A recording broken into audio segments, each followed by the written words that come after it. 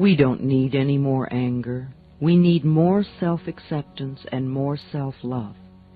When we can accept ourselves right now, as we are right now, without any criticism or judgment, then we are truly loving ourselves, and the negative patterns must dissolve. If we wait until we have the new job before we love ourselves, or if we wait until we lose weight before we love ourselves, or if we wait until someone else loves us before we love ourselves, then we are denying our existence right now.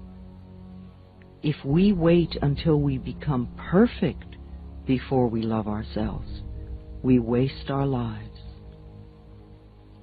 We are already the perfect outer expressions of our inner understanding, and we will change. But the changes we make when we love and accept ourselves are always positive, always. So let's release the anger and all those negative beliefs about ourselves and about life, and begin the process of accepting and approving of who and what we are in the here and now. We are always unfolding in the best way we can. The knowledge and understanding that you are already incorporating from this tape will help you to change your life and dissolve the negative patterns. No negative condition can remain in our lives when we truly love and accept ourselves. Love is the healing power. Love dissolves anger. Love gets rid of guilt. Love fades away fear. Love for ourselves is the power that heals us. There are many things you can do to assist in your own healing. Body, mind, and spirit must be balanced. It sounds more overwhelming than it is. Just begin where you are, doing what you can. It's like cleaning a house. It doesn't matter in what room you begin. If you keep going, eventually the whole house becomes clean. We can refuse to think certain thoughts. Look how often you have refused to think a positive thought about yourself. Well, you can also refuse to think a negative thought about yourself, too. It seems to me that everyone on this planet that I know or have worked with is suffering from self-hatred and guilt to one degree or another. The more self-hatred and guilt we have, the less our life works. We find we have an inability to speak up for ourselves, and we are always trying to please others. Or we may be angry and explosive all the time. The less self-hatred and guilt we have, the better our lives work on all levels. This includes the health of the body, too. It has been my experience that the very bottom line for everyone I have worked with is always, I'm not good enough. And we often add to this, I don't do enough, or I don't deserve. Does this sound like you? Always saying or implying or feeling that you are not good enough? But for whom? And according to whose standards? Now, if these negative beliefs are very strong in you, then how can you possibly create a loving, joyous, prosperous, healthy life? Somehow your subconscious beliefs would always be contradicting these objectives and making sure you do not obtain your goals. I find that resentment, criticism, guilt, and fear cause more problems in our bodies and in our experiences than anything else. These feelings come from blaming others and not taking responsibility for our own lives. You see, if we are all 100% responsible for everything in our lives, then there is no one to blame. Whatever is happening out there is only a mirror of our own inner thinking. I am not condoning other people's poor behavior, but we must realize it is our beliefs that attract to us people that will treat us that way. If you find yourself saying, everyone always does such and such to me, criticizes me, ignores me, takes advantage of me, or abuses me, then this is your pattern. There is some thought in you that attracts this behavior. On some internal level, you believe you deserve to be treated this way. Or you treat other people this way, and it is just coming back to you.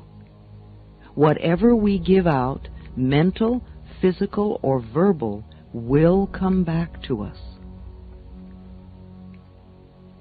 When we no longer think or behave this way, the other people will change their behavior, or they will go and do that to someone else who believes they deserve it. You will no longer be attracting the experiences you say you do not want. Whether we want to change a life experience or a physical problem, the place to begin is to say so. Literally say, I am willing to release the pattern within me that is creating this experience or this condition. You can say this to yourself over and over every time you think of your illness. Say this with me now. I am willing to release the pattern in me that has created this condition. The minute you say this affirmation, you are stepping out of the victim role. You are no longer helpless. You are acknowledging your own power.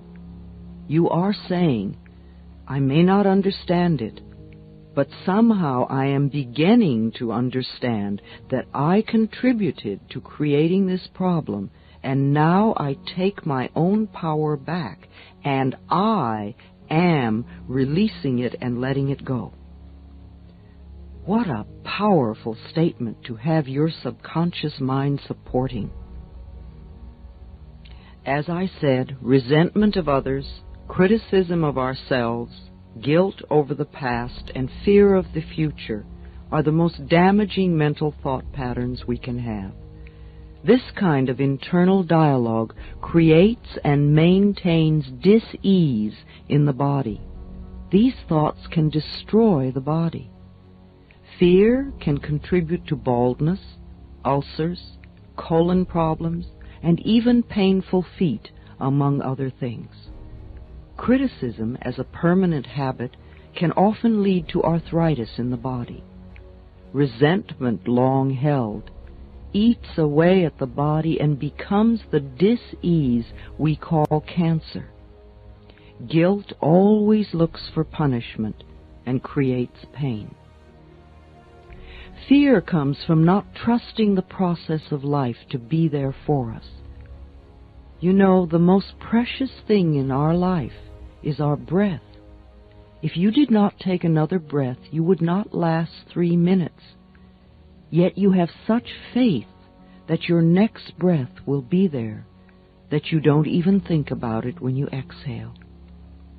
Now, if the power that created us has given us enough breath to last for as long as we shall live, can we not begin to trust that the rest will also be provided for us? The next time you are frightened, think about the abundance of air and say, I trust the process of life to take care of me. Critical people often attract a lot of criticism because it is their pattern to criticize. They are often cursed with perfectionism, the need to be perfect at all times in every situation. Do you know of anyone on this planet who is perfect? I do not. Why do we set up standards that say that we have to be superperson in order to be barely acceptable? That is such a heavy burden to carry. The past is over and done. We cannot change that now. we can change our attitude toward the past and our thoughts toward the past. How foolish for us to punish ourselves in the present moment because someone else hurt us in the long ago past. It's not worth it. It is vital that we release foolish, outmoded, or negative ideas and beliefs that do not support us and nourish us.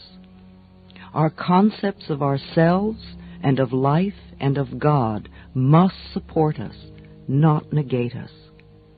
No matter what our disease, if we choose to believe that we are helpless victims and that it is all hopeless, then the universe will support us in that belief and we will just go down the drain.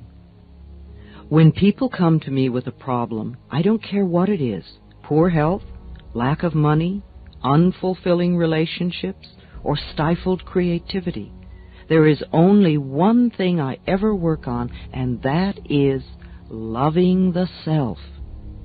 I find that when we really love and accept and approve of ourselves exactly as we are, then everything in life flows.